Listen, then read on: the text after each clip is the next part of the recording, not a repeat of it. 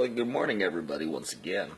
I know it's been a while since I posted last, but I found a project that was finally interesting enough for everyone. Now, if you're having the same problem as me, it's that you made your own wood stove, and now your exhaust is a little bit too small, and that's causing an excess of creosote to build up within the stack.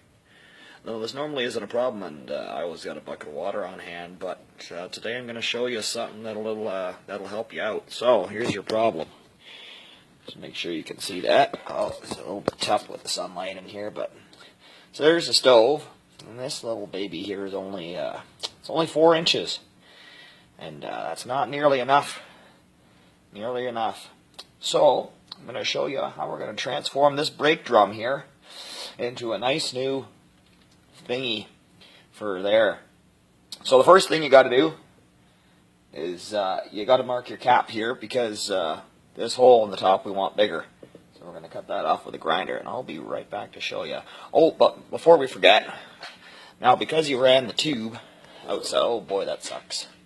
But because you ran the tube outside of the window of your shop, you're going to have a little bit of excess weight on the other end. So you just want to get yourself a nice good heavy axe and some extension cord. Any old axe will do. Not the old battle axe, but just a regular axe.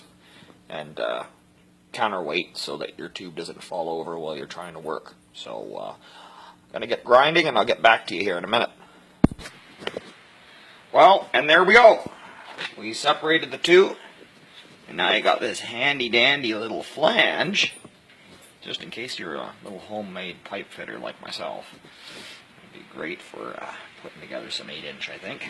But anyways, the next thing that you're going to want to do, now that you got this big hole, is to find something that you can use as a cap that your pipe can fit into. And for that, I got this little thing for $7 from Canadian Tire. And anyways, I'm going to fit this right onto here, because she's a perfect fit. See you in a minute. Well, we're getting there. About 2.5 smokes later, and we're still moving along at a pretty good rate. So I got my cap inside of my drum.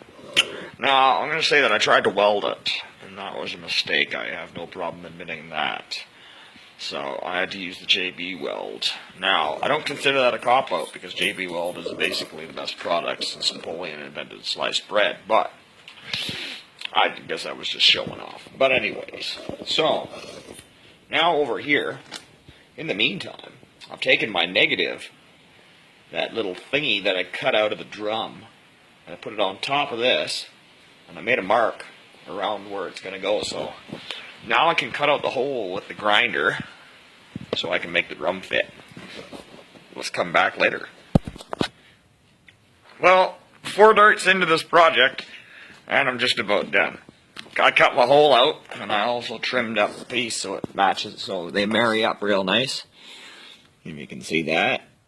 I cut the bevel into the brake rotor, and cap's nicely secured with the JB weld. Just gotta cut this little thing out of here, and then just tack this into place. And I'll show you how we make the pipes line up.